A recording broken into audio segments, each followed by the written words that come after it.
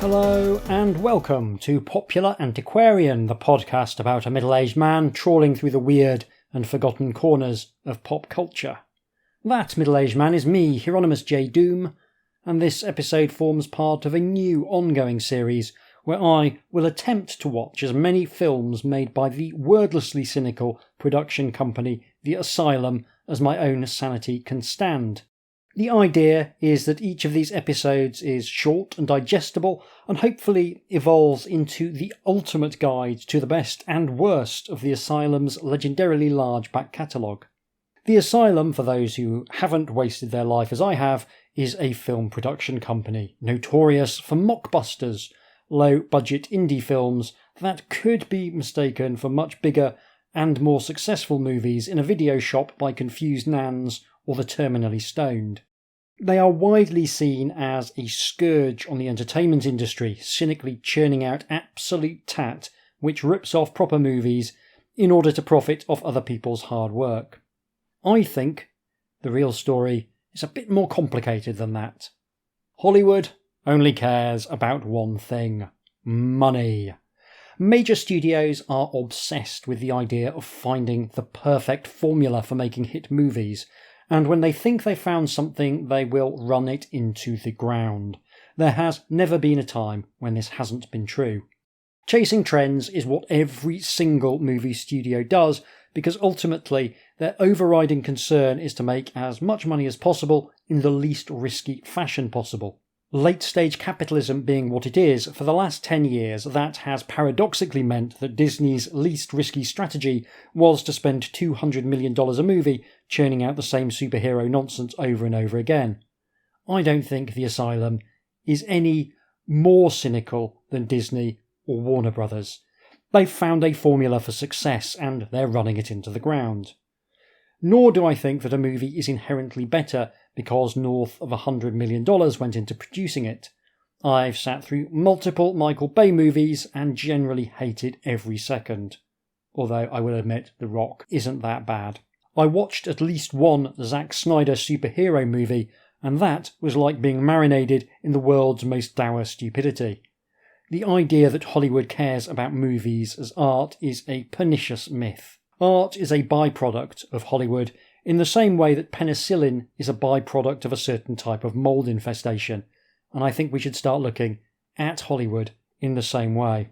So the only difference between The Asylum and a major Hollywood studio is the budget, which, for The Asylum, is almost always tiny. I've always been fascinated by low-budget cinema because, even though cinema is an inherently expensive medium, there is no direct link between the amount a film costs and its actual capacity to entertain. Expensive films usually look expensive, but that's not actually the same thing as being entertaining. Cheap films sometimes look absolutely terrible, but that's not the same thing as being boring. When I see a Hollywood blockbuster, I expect to be entertained on the basis that it should not be possible to hire the most theoretically talented people in an industry and turn out something bad. Yet Morbius still happened despite everyone involved being supposedly very good at their jobs. With low-budget trash cinema, there is no expectation of quality, so any entertainment winds up feeling like a little bonus. The Asylum's output is at least as worthy of serious scrutiny as anything Warner Brothers have ever excreted, so serious scrutiny it will get. To keep myself honest, I have a rule for this series, which is that I have to watch the film entirely without distractions, raw dogging it, as the young people say, and I probably shouldn't. That means no looking things up on my phone, no painting toy soldiers at the same time. I can take a few notes, but that's it. It's just me and the art in a battle to the death. All of which brings us at last to The Scarecrow. This is an early film by The Asylum and represents one of the other avenues that the production company has explored, that of low-budget schlocky horror. It was made in 2002 and represents an alternative direction that The Asylum could have taken. They could have wound up being just one of many production companies churning out direct-to-video horror movies, and honestly, there's nothing wrong with that. The Asylum have never stopped producing what must technically be called original horror movies, but it's faded to one part of a much larger strategy. None of this is to say that the Scarecrow is in any way original. It's a hackneyed story which owes a significant debt to A Nightmare on Elm Street. Lester, a young high school graduate, is the target of awful bullies, including his single mother's string of unsuitable boyfriends. When he's killed in a cornfield that is evil in some vague and unspecified way, his vengeful spirit inhabits the body of a sinister scarecrow in the field and goes to seek revenge on those who have wronged him, something that involves a lot more kung fu moves than you might expect from the average animated scarecrow. The Wonderful Wizard of Oz, this is not. Among his targets is Judy, the daughter of the local sheriff, who is positioned as the heroine on the basis that she was broadly indifferent to Lester rather than constantly malicious, and she is forced into a final showdown with the evil Scarecrow, which leads to a twist ending that could be best described as insipid. The first thing to say is that The Scarecrow is not a good movie. It's a very bad movie, but it has something faintly charming about it that reminds me of films like Plan 9 from Outer Space. It was directed by Emmanuel Itier, a French-born producer and director who seems to be perpetually scraping a living at the fringes of the creative industries. His most recent film was a documentary called H2O, The Intelligence of Water, and before that he made something called The Secret Physics of Coincidence, both of which look like films tailor-made to ruin my online recommendations for months if I look into them too deeply. Direct-to-video horror and new age inspirational movies is an odd mix for your CV, but congratulations to ETA for making it work somehow since the late 90s. As a director here, he is to be commended for making sure that the cameras are pointed in the right direction and that the actors are delivering the dialogue assigned to them. To describe his direction as workmanlike would be mildly insulting to the genuinely workmanlike directors out there, but he does just about succeed in making Scarecrow look like an actual movie rather than a misbegotten student film project. In terms of the cast, you've got two proper actors in the shape of low-budget Scream Queen veteran Tiffany Shepis, who plays what is in theory the protagonist of the movie, Judy. She's not given much to work with other than a slightly alternative haircut, but she's making the best of being the default final girl and emerges from the film with some semblance of her dignity as a result. Her dad is played for unclear reasons by Richard Elfman, co-founder of Oingo Boingo, alongside his much better known brother Danny Elfman. Aside from being a weird looking dude, Richard Elfman is a perfectly good actor and succeeds in imbuing the sheriff with a degree of humanity broadly absent elsewhere in the production.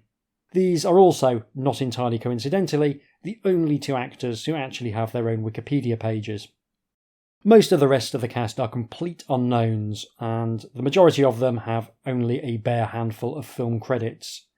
Tim Young plays Lester, the weird kid who is also sort of the main character.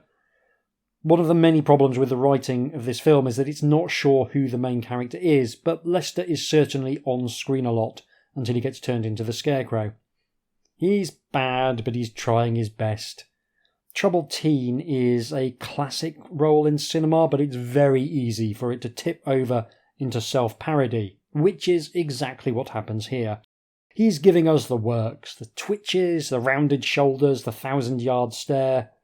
Unfortunately, rather than evoke sympathy, the outcome of this is that his ham-fisted performance leaves me wondering whether or not the bullies might have had a point. Not that the bullies are any better. Like most of the teenagers in this film, they are united by being visibly about 30, which lends the film a constant sense of unreality.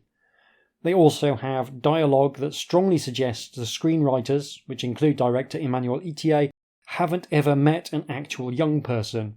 It's very much actors in their 30s trying to evoke young people via the medium of dialogue written by men in their 40s. Men who have very little idea what young men say to each other and precisely zero idea what young women say to each other. It's constantly excruciating, but also oddly charming in its misplaced earnestness.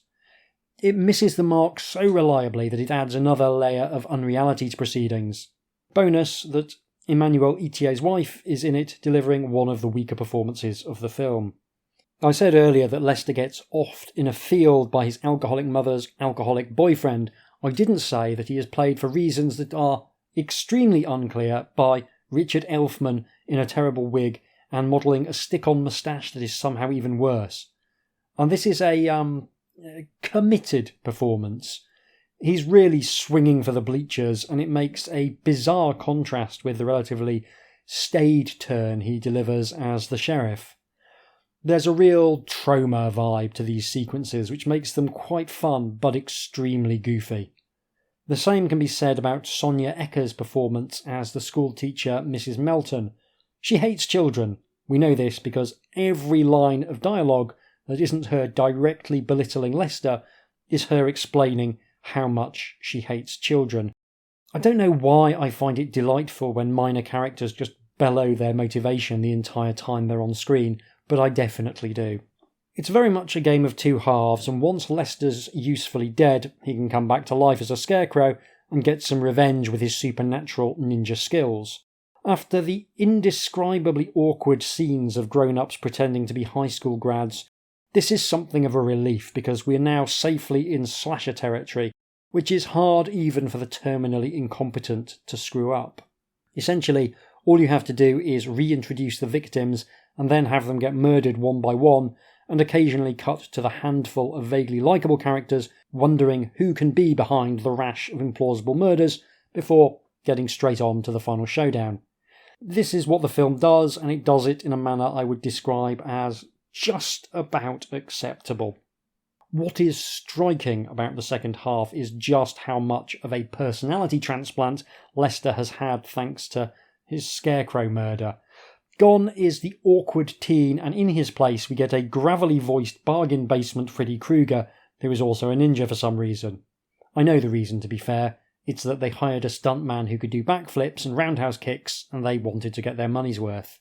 It is a gloriously jarring experience to see this weird kid suddenly spouting moronic zingers in someone else's voice before doing a haphazard murder with something that looks sort of like a farm implement and sort of like a martial arts weapon. I laughed like a drain the first time it happened, and it never stopped being funny. The Scarecrow prosthetics are kind of okay too. They still look like something you might be able to buy from a costume store, but at least they look like the premium range rather than the bargain bin. The gore effects are adequate enough, but pretty dated. There's nothing very shocking here, and slasher aficionados aren't going to come across anything they haven't seen before in terms of inventive kills, but there's a bit of variety. It's not all weird martial arts weapons. Someone gets their heart ripped out. That's quite entertaining. The climax involves a fire stunt because this film was only ever going to go route one for how to defeat an animated Scarecrow. It's nice enough and does feel like an escalation of sorts, which is nice. After that we get not one but two fake-out endings, one suggesting that Lester has somehow possessed our heroine Judy after their showdown, and then a second one in which he comes back from the dead in a much more literal fashion to do another pair of murders. These two endings appear to be mutually exclusive, but that doesn't seem to have bothered anyone. And I'm not sure it should bother me, given the closest thing to an explanation for the entire film is that the field with the Scarecrow in is evil.